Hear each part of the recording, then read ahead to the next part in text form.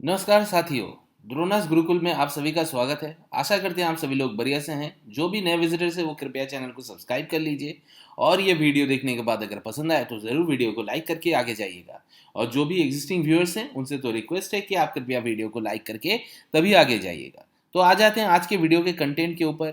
कि दोस्तों, वीडियो के कंटेंट के ऊपर पहले जाने से पहले मैं जिस विषय में आपको बता देना चाहूँगा, जो भी नए विजिटर्स हैं उनको बता देना चाहूँगा कि ये जो चैनल हमारा है द्रोणास गुरुकुल, इस चैनल में हम लोग अमूमन मार्केट के बारे में, परिस्थिति क्या है, न्यूज़ वगैरह यहाँ पे इस विषय में डिस्कस करते हैं, ईटीएफ के बारे में डिस्कस करते हैं और डेली इन्वेस्टिंग के बारे में भी डिस्कस करते हैं। मतलब इन्वेस्टिंग क्या किए और वहाँ पे किस तरह से हम लोग अपना पोजीशन बना रहे हैं, किस तरह से खरीदना चाहिए, किस तरह से बेचना चाहिए, वो विषय में बात करते हैं। और डेली जो भाव हम लोग खरीदते हैं, जो ईटीएफ हम लोग खरीदते हैं, बेचते हैं, जहाँ पे जितना प्रॉफिट होता है वो भी हम लोग बात करते हैं। और ये हम हमारे प्लेलिस्ट के अनुसार डिवाइड करते हैं। डेली पोजीशन जिसमें हम लोग डेली खरीद वगैरह ट्रेडिंग के बारे में बात करते हैं, ईटीएफ जिसमें हम लोग एग्जिस्टिंग ईटीएफ के बारे में बात करते हैं, म्यूचुअल फंड और स्टॉक्स। ठीक है, तो आ जाते हैं हमारे आज के कंटेंट के ऊपर। यहाँ पे अगर आपको चैनल ये सब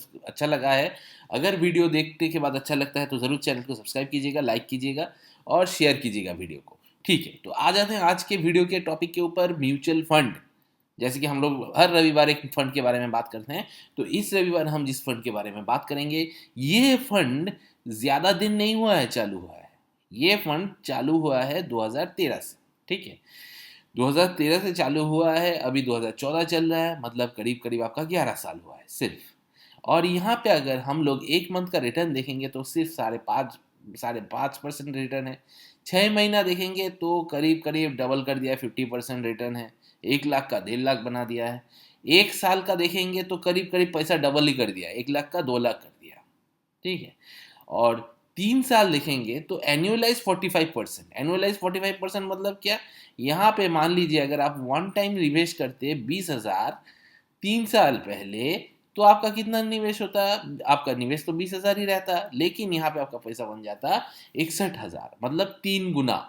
3 साल में पैसा 3 गुना। और 5 साल में वही पैसा आपका 3 गुना ही रहता, 60,000 ही रहता। तो ये कौन सा फंड है जिसका 3 साल में भी 3 गुना हो रहा है और 5 साल में भी 3 गुना हो रहा है? ठीक है, और यहाँ पे 1 साल में आपका डबल हो जा रहा है। तो ये फंड का नाम है SBI PSU direct plan growth. ये एक बहुत ही पॉपुलर प्लान है, तो इस प्लान के बारे में हमने सोचा कि एक वीडियो ज़रूर बनाना चाहिए।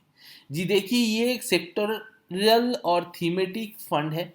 इस फंड में अगर आप निवेश करते हो तो आपको पता होना चाहिए कि आपका निवेश कब होना चाहिए और यहाँ से एग्जिट कब होना चाहिए, क्योंकि एक सेक्टोरियल थीमेटिक फंड है, सेक्टोरियल फंड है, मतलब एक सेक्टर को ये ट्रैक करता है। बेसिकली एक सेक्टर को ये ट्रैक करता है, और वो सेक्टर कौन सा है?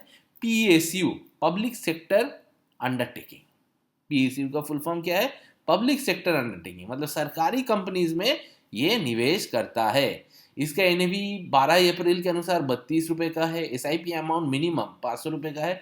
रेटिंग कुछ नहीं दिया हुआ है। फंड साइज 1,875 करोड़ का है। ठीक है, SIP अगर आप वन टाइम अगर किए होते 20,000 का, 1 साल में आपका ये 20,000 बन चुका है 39,000। ठीक है, 3 साल में ये करीब करीब 61,000, 5 साल में भी आपका 60,000।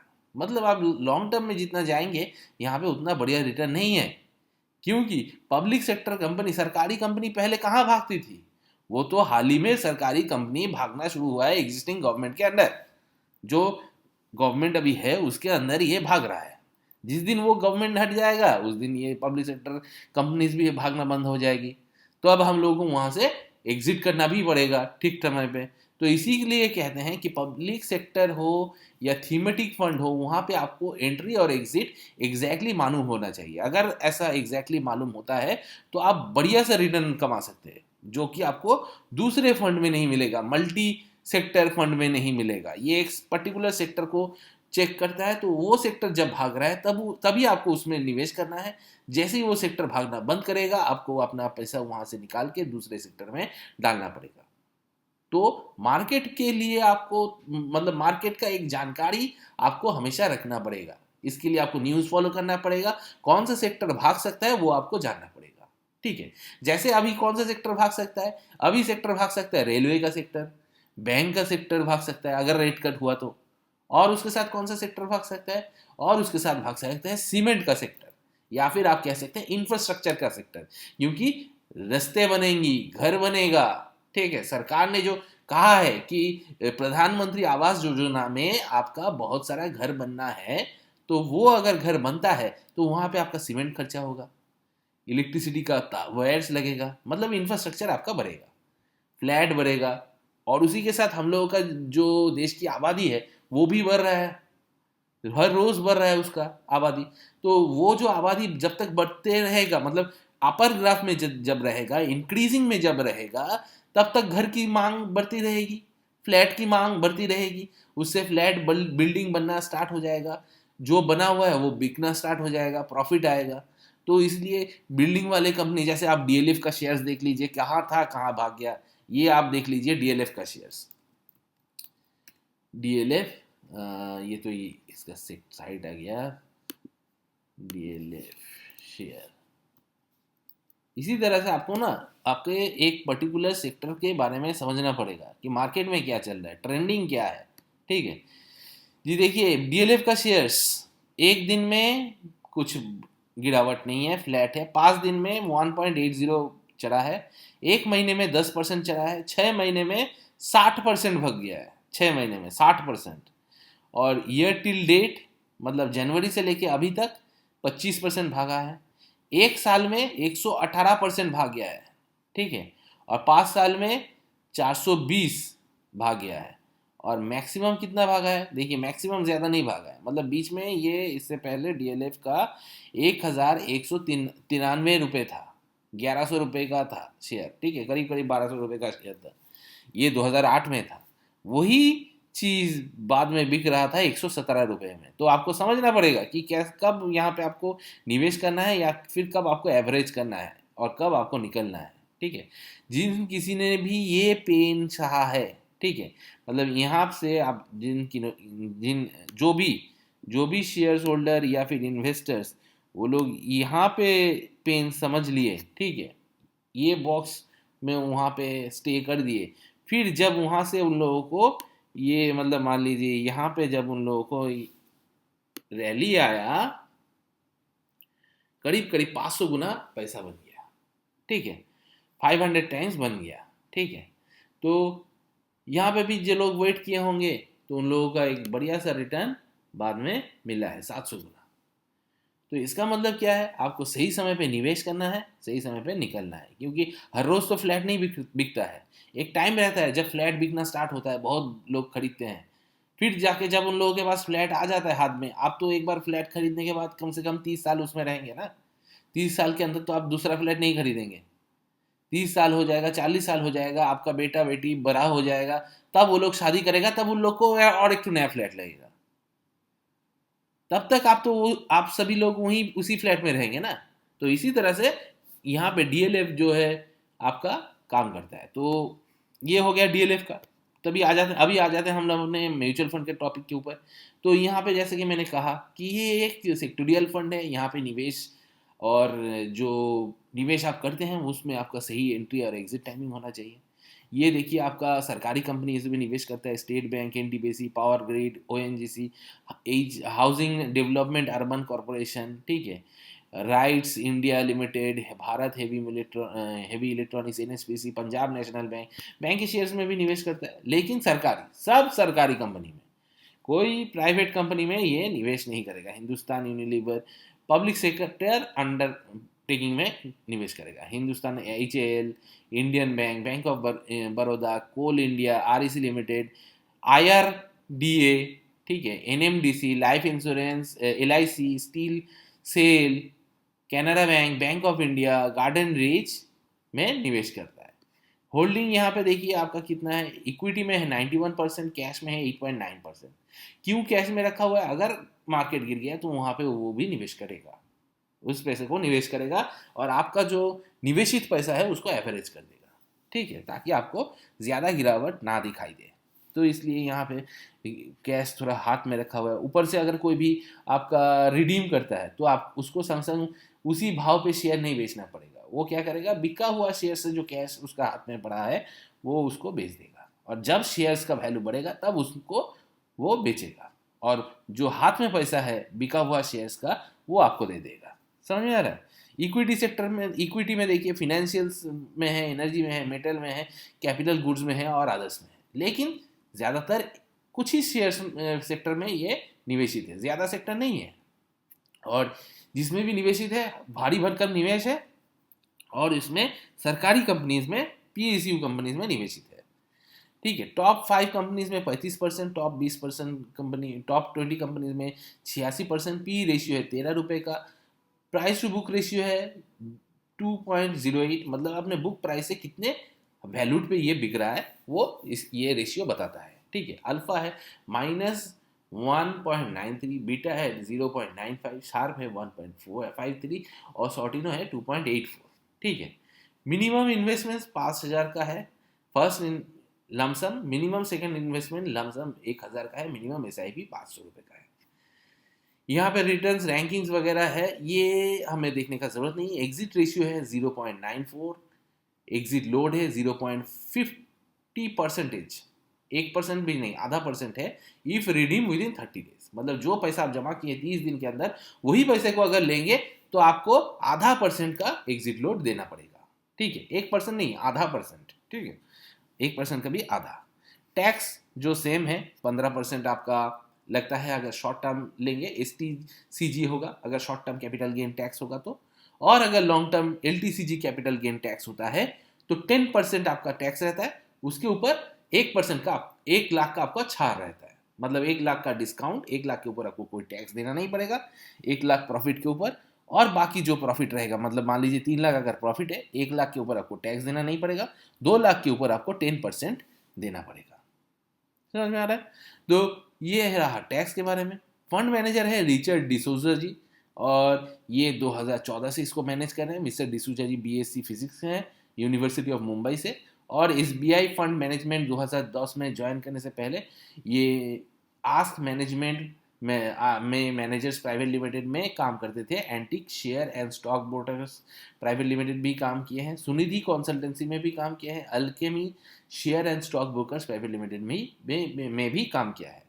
और ये फंड के अनुसार साथ साथ ही वो ये सारे फंड में भी निवेशित है, मतलब मैनेज भी करते हैं। ठीक है, निवेशित नहीं, माफ कीजिएगा, मैनेज करते हैं। ठीक है, और ये तो ऑब्जेक्टिव है। प्रोज एंड कॉन्स है, देखिए कॉन्स्टेंटली टॉप रैंक फंड है, lower expense ratio 0.94, 1 year annualise return है हायर, कैटेगरी एवरेज है 4.04, कौन से 3, 5 और 10 सालों में लोअर देन कैटेगरी एवरेज है, मतलब इंडेक्स से कम रिटर्न दिया है 3, 5 और 10 सालों में।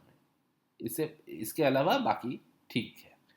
तो अभी आता है मेरा एक्सपर्ट सुझाव, मतलब मैं आपकी जगह पे अगर होता और इस फंड में अगर निवेशित रहता तो मैं क्या करता जी। मैं पहली बात, अगर PSU फंड में मेरे को निवेश करना है तो मैं इस म्यूचुअल फंड के द्वारा निवेश नहीं करता। जी हाँ, आपने सही सुना कि मैं इस फंड के द्वारा निवेश नहीं करता, मैं निवेश करता CPSE ETF के द्वारा। क्यों? अभी आप पूछेंगे CPSE ETF से हम लोग क्यों निवेश करेंगे, तो उसके लिए हम लोग यहाँ पे देख लेते हैं CPSE ETF। ये भी central public sector enterprise ETF है, एक्सचेंज ट्रेडेड फंड है, मतलब जितना भी पब्लिक कंपनीज हैं, पब्लिक सेक्टर पब्लिक कंपनी है CPSE, उसमें ये आपका निवेश करता है आपका पैसे को। इसका एक्सपेंस रेशियो देखिए कितना है, इसका एक्सपेंस रेशियो है 0.05, और इसका एक्सपेंस रेशियो देखिए, इसका एक्सपेंस रेशियो है 0.94%। यहाँ पे एग्जिट लोड है 30 दिनों के अंदर, यहाँ पे कोई एग्जिट लोड नहीं है। यहाँ पे आपका 11 कंपनीज में निवेश हो जा रहा है। यहाँ पे आपका टोटल कितना कंपनीज में निवेश हो रहा है, यहाँ पे आपका टोटल देख लेते हैं, यहाँ पे आपका टोटल 24%, 24 कंपनी में निवेश होता है। कंपनी यहाँ पे ज्यादा है, लेकिन यहाँ पे भी कंपनी 11 है, कम नहीं है। ठीक है, 11 है, आधा है, लेकिन वेल डाइवर्सिफाइड है। इसका अगर 1 साल का रिटर्न मैं देखूंगा कितना है, इसका 1 साल का रिटर्न 105%, 5% है। इसका 1 साल का रिटर्न देखते हैं कितना है। इसका रिटर्न है 108%। अभी आप बोलिएगा इतना थोड़ा सा डिफरेंस क्यों है? यही थोड़ा सा डिफरेंस बाद में ज्यादा बन जाता है। यहाँ पे इसका डिफरेंस तो पहली बात एक्सपेंस रेशियो से है। यहाँ पे इस फंड का SBI PSU डायरेक्ट प्लान का एक्सपेंस रेशियो ज़्यादा है और इसका एक्सपेंस रेशियो बहुत ही कम है, 0.05 है, और यहाँ पे 0.94 है। ठीक है, तो करीब करीब 1% का यहाँ पे एक्सपेंस रेशियो है और यहाँ पे 1% से भी कम है। ठीक है, आधा परसेंट भी नहीं है, आधा परसेंट से भी कम है। तो यहाँ पे ये चीज़ फैक्टर कर जाता है। ऊपर से इसमें मेरे को कोई एग्जिट लोड नहीं है, जब चाहूँ निकलूँ, जब चाहे आऊँ, जब चाहे गिरावट हो मैं उसी दिन उसी समय में जो जिस पैसे पे खरीदूंगा वही पैसे पे मेरे को लगेगा। ठीक है, और अगर आप यहाँ पे म्यूचुअल फंड में खरीदते हैं तो रात के आखिर में जो प्राइस होगा, दिन के बीच में नहीं, रात के आखिर में जो प्राइस होगा वही प्राइस का आपको यूनिट मिलेगा। और यहाँ पे आपका क्या होगा, यहाँ पे आप अगर दिन के बीच में खरीद रहे हैं, मतलब मान लीजिए इस दिन में खरीद रहे हैं, और अगर मैं मान लेता हूँ यहाँ पे मैं खरीदता हूँ तो मेरे को यही वाला प्राइस में मिलेगा, 84.07 में ही मिलेगा। लेकिन अगर आप उस दिन म्यूचुअल फंड में खरीदते हैं तो आपको 84.07 नहीं, बाद में जाके आपका यहाँ पे जो प्राइस है 84.45, इसमें आपका खरीदारी होता। तो अगर आप 10,000 का भी खरीदते ना तो आपका यहाँ पे बहुत सारा डिफरेंस हो जाता पहले दिन ही।